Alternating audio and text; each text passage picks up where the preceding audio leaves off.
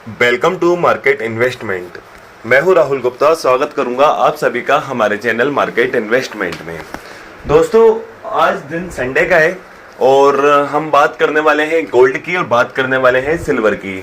दोनों ही कीमती धातुओं के अंदर काफ़ी ज़्यादा अप एंड डाउन हमें देखने को मिल रहा है। अगर लास्ट ट्रेडिंग सेशन की अगर बात की जाए तो लास्ट ट्रेडिंग सेशन वाले दिन ही हमें गोल्ड के अंदर एक बड़ी गिरावट देखने को मिली। अप्रोक्सीमेट 1400-1500 अंकों जितनी एक बड़ी गिरावट देखने को मिली। लेकिन जैसा कि हम कई वीडियो में और लास्ट कई टाइम से हम एक ही बात करते हुए आ रहे हैं कि जब भी हमें गोल्ड के अंदर गिरावट दिखेगी हम एक स्टॉप लॉस लेके उसके अंदर बाय करेंगे। बाय ऑन डिप की रणनीति हमारी लगातार चलती हुई आ रही है। फ्राइडे वाले दिन भी हमने कंप्लीट मार्केट का फॉल का वेट किया। देन आफ्टर हमने देखा कि मार्केट ने डिप से लगभग 1000 पॉइंट की हमें एक अच्छी खासी रिकवरी निकाल कर दी। वहीं हम बात करें सिल्वर की तो सिल्वर के अंदर भी ऑलमोस्ट थोड़ी सी रिकवरी हमें देखने को मिली डिप से। ओके, लेकिन गोल्ड और सिल्वर दोनों ही कीमती धातुओं के अंदर काफी ज्यादा उतार चढ़ाव अभी हमें देखने को मिल रहा है। जरा जरा में मंदी निकल कर आ रही है और एकदम से बहुत बड़ी तेजी भी निकल कर आ जाती है। तो दोस्तों, ऐसे टाइम में क्या करना है, क्या ऐसी न्यूज़ है जो मार्केट इतना ज़्यादा वोलेटाइल हो रहा है, इतने उतार चढ़ाव हमें देखने को मिल रहे हैं। ऐसे उतार चढ़ाव के दौर में हमें क्या करना चाहिए। रिसेंट में गोल्ड को लेकर ऐसी कौन सी न्यूज़ है जिसके ऊपर हमें नज़र बना के रखना है, ऐसा कौन सा डेटा है जिसके ऊपर हमें नज़र बनाकर रखना है। आने वाले टाइम में गोल्ड के टारगेट क्या हो सकते हैं, सिल्वर के टारगेट क्या हो सकते हैं, इसके बारे में हम बात करने वाले हैं। तो दोस्तों, गोल्ड को लेकर अभी रिसेंट में फिलहाल एक ही सबसे बड़ी न्यूज़ चल रही है, वो है टैरिफ वॉर। अमेरिका की तरफ से जो दुनिया भर की कंट्रीज के ऊपर, देशों के ऊपर जो टैरिफ लगाया गया, जिससे मार्केट के अंदर हमें काफ़ी ज़्यादा उतार चढ़ाव हमें देखने को मिल रहा है। जैसे ही हमने देखा कि अप्रैल में अमेरिका ने जो दुनिया भर की कंट्रीज के ऊपर जो टैरिफ लगाए, जिससे मार्केट काफ़ी ज़्यादा वोलेटाइल हुआ एंड दुनिया भर के शेयर बाजारों के अंदर हमने एक बड़ी गिरावट हमें आती हुई दिखाई दी। Reason tariff war. अमेरिका ने लगातार दुनिया भर के देशों के ऊपर जो टैरिफ लगाए, टैरिफ लगते से ही दुनिया भर के शेयर बाजारों के अंदर हमें गिरावट देखने को मिली। वहीं हमने देखा कि सिल्वर के अंदर भी गिरावट निकल कर आई। बिकॉज सिल्वर के अंदर गिरावट क्यों आई इसके बारे में भी हम बात अभी आगे करने वाले हैं। तो जैसे ही टैरिफ वॉर चालू हुआ वैसे हमने दुनिया भर के इक्विटी मार्केट, स्टॉक मार्केट के अंदर हमने गिरावट देखी। बिकॉज टैरिफ से जो टैरिफ लगा है, जो टैरिफ लगाने की बात हो रही थी और अभी भी लगा ही हुआ है एक तरीके से, फिलहाल कुछ टाइम के लिए उसे पॉज किया है। लेकिन जो टैरिफ की जो बात है उससे एक महंगाई बढ़ने का खतरा बना हुआ है।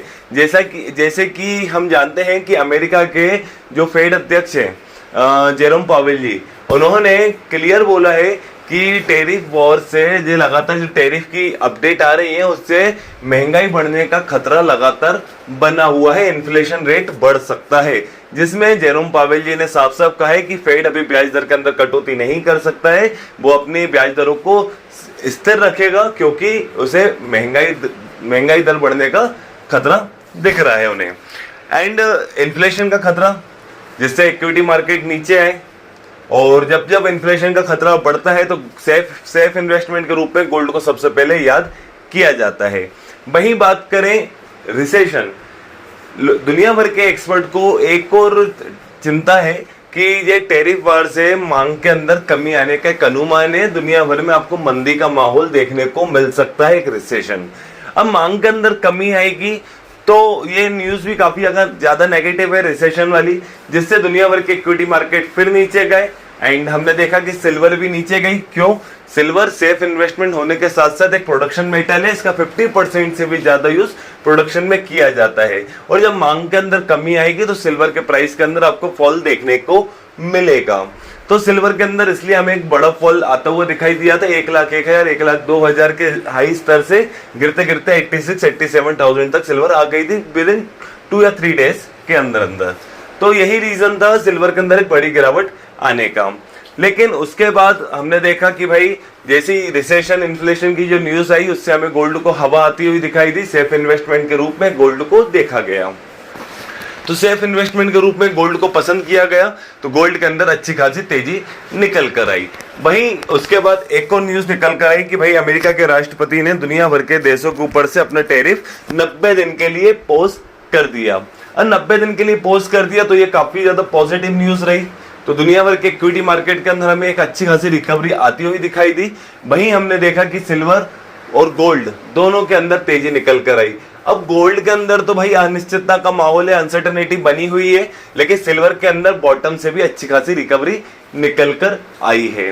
एंड अगर हम बात करें कि भाई 90 डेज का पोस्ट तो लगा दिया है, लेकिन इस 90 डेज के बाद क्या, तो वही 90 डेज के अंदर क्या हो रहा है कि बहुत सारी कंट्रीज अमेरिका के साथ बिजनेस मीटिंग करेंगी, टैरिफ से रिलेटेड बात करेगी, और हो सकता है कि वो अपनी अच्छा खासा कोई बीच में समझौता कर ले टैरिफ को लेकर, तो 90 दिन बाद हो सकता है कि उस देश के ऊपर टैरिफ ना लगे। तो अभी भी ये पॉजिटिव वाइब्स है मार्केट के अंदर कि टैरिफ को लेकर समझौता हो सकता है, जिससे दुनिया भर के इक्विटी मार्केट के अंदर हम तेजी आती हुई दिख रही है। भाई भारतीय बाजारों के अंदर हम बात करें, निफ्टी के अंदर 1000 पॉइंट की तेजी देखने को मिली विद इन 3 to 4 डेज के अंदर। वहीं बैंक निफ्टी के अंदर 4 से 5,000 अंकों की तेजी आती हुई दिखाई दी। सेंसेक्स मार्केट ऊपर है एंड दुनिया भर के ग्लोबल मार्केट के अंदर हमें मजबूती आती हुई दिखाई दी। लेकिन गोल्ड इतना एग्रेसिव क्यों हो रहा है? भाई सिल्वर के अंदर भी रिकवरी आ गई।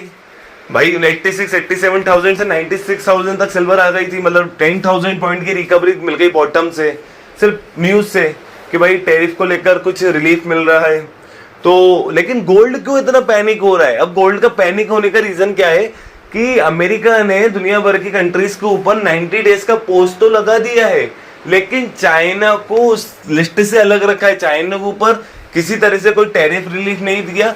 चाइना के ऊपर लगातार टैरिफ बढ़ाते गए 145% का टैरिफ कर दिया, 245% का टैरिफ कर दिया। वहीं चाइना पलटवार कर रहा है कि चाइना ने भी अमेरिका के ऊपर 125% का टैरिफ कर दिया, क्योंकि चाइना भी कम नहीं है, वो भी अमेरिका के ऊपर पलट के टैरिफ पे टैरिफ लगाए जा रहा है। तो जिससे मार्केट में क्या है, एक अनसर्टेनिटी वापस फैल गई कि भाई कुछ भी हो सकता है, टैरिफ वॉर है, ट्रेड वॉर है, हो सकता है वॉर में ना बदल जाए, और हो सकता है कि इसका सीधा सीधा असर दुनिया भर की अदर कंट्रीज के ऊपर ना पड़े, और हो सकता है कि भाई चाइना भी किसी अदर कंट्रीज के ऊपर टैरिफ लगा दे। इससे दुनिया की दो सबसे बड़ी अर्थव्यवस्था टैरिफ को लेके आपस में लड़ाई कर रही है। इससे क्या हो सकता है, मार्केट के अंदर बहुत ज्यादा टेंशन है, इन्फ्लेशन का टेंशन है, मार्केट के अंदर बहुत सारा टेंशन ऑलरेडी है।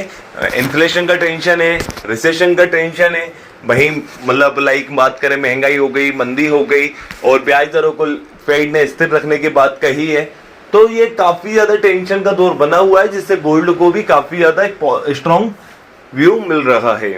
अब दोस्तों दुनिया भर के एक्सपर्ट ने, बहुत सारी कंपनीज ने, एडवाइजरी कंपनीज ने गोल्ड के अंदर बाय ऑन डिप के लगातार रिकमेंडेशन दे रहे हैं कि भाई गोल्ड के अंदर जैसे ही गिरावट देखने को मिले वैसे बाय ऑन डिप करो एंड एक स्टॉप लॉस बनाओ। स्टॉप लॉस स्ट्रॉन्ग बनाने का इसलिए बोला है क्योंकि गोल्ड अभी भी ओवर बजट जोन में है, गोल्ड अभी काफी ज्यादा ओवर बजट जोन में है। अगर हम बात करें 2025 के अंदर ही गोल्ड के अंदर अप्रोक्सीमेट 20% की तेजी अभी हमें देखने को मिल रही है। अभी एक क्वार्टर ही कंप्लीट हुआ है, जनवरी, फरवरी, मार्च एंड अप्रैल रनिंग में है, तो पहले ही क्वार्टर के अंदर 20% की एक शानदार तेजी हमें गोल्ड के अंदर दिख रही है। तो gold already over budget zone में है। तो भाई बाय ऑन डिप एक गिरावट आती है, गिरावट पे आप खरीदारी करो, लेकिन एक स्टॉप लॉस लगा लो, बिकॉज ओवर बजट जोन भी है। जो भी आपका स्टॉप लॉस हो, 100 पॉइंट का, 200 पॉइंट का, 300 पॉइंट का स्टॉप लॉस हो, उसको आप स्टॉप लॉस बनाओ। एंड अगर आपकी कैपेसिटी 4 लॉट की है तो आप 1 लॉट में काम करो, कम से कम काम करो, बिकॉज मार्केट इतना वोलेटाइल है। आप 4 लॉट के अंदर 200 पॉइंट करके 800 पॉइंट अर्न करेंगे, वही एक गोल्ड आपको 800 पॉइंट जरा जरा में दे रहा है अप एंड डाउन।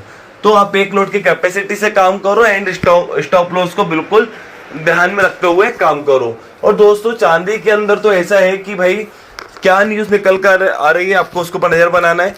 टैरिफ को लेकर अगर रिलीफ मिलेगा तो चांदी के अंदर आपको अच्छी खासी तेजी आती हुई दिखाई देगी। वहीं चाइना और अमेरिका, अगर इनका टैरिफ वॉर बढ़ता जाता है तो भाई आपको गोल्ड के अंदर भी तेजी आती हुई दिखाई देगी।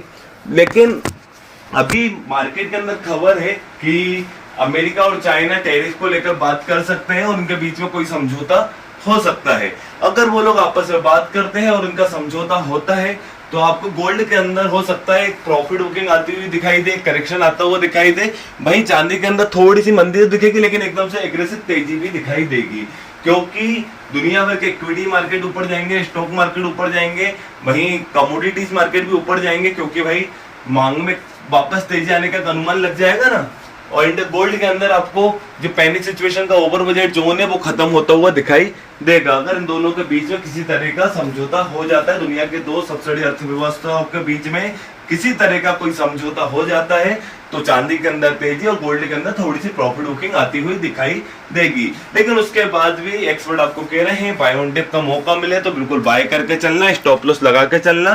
2025 में गोल्ड के टारगेट आपको $3500 और $3700 के आसपास आते हुए दिखाई दे सकते हैं, जैसे कि भारतीय बाजारों के अंदर 1,10,000 रुपए तक हो सकते हैं, जो कि काफी ज्यादा दूर है, लेकिन कुछ भी हो सकता है, मार्केट इतना वोलेटाइल है। एंड दोस्तों, एक एक न्यूज के ऊपर नजर बनाओ, एक एक अपडेट के ऊपर नजर बनाओ। सामने स्क्रीन पर अपना व्हाट्सएप नंबर प्रोवाइड करा है, इसलिए यह नंबर इसलिए प्रोवाइड करके रखा है कि कल ट्रेडिंग सेशन के दौरान किसी भी तरह की कोई न्यूज आती है, कोई अपडेट आता है, तो तुरंत व्हाट्सएप के माध्यम से आप तक पहुंचाने की कोशिश करूंगा। अगर आप भी मेरे व्हाट्सएप ग्रुप में होना चाहते हो तो सामने दिए हुए नंबर पे मुझे व्हाट्सएप पे मैसेज कीजिए, आपके नंबर को मैं अपने commodity group and WhatsApp group में ऐड कर दूंगा। चलिए दोस्तों, अगर आपको ये मेरी वीडियो अच्छी लगी तो मेरी इस वीडियो को लाइक कीजिए, एंड अगर आपको मेरा चैनल अच्छा लगा तो मेरे इस चैनल को सब्सक्राइब कीजिए, एंड अंत तक मेरे साथ इस वीडियो में बने रहने के लिए आप सभी को मेरा दिल से धन्यवाद।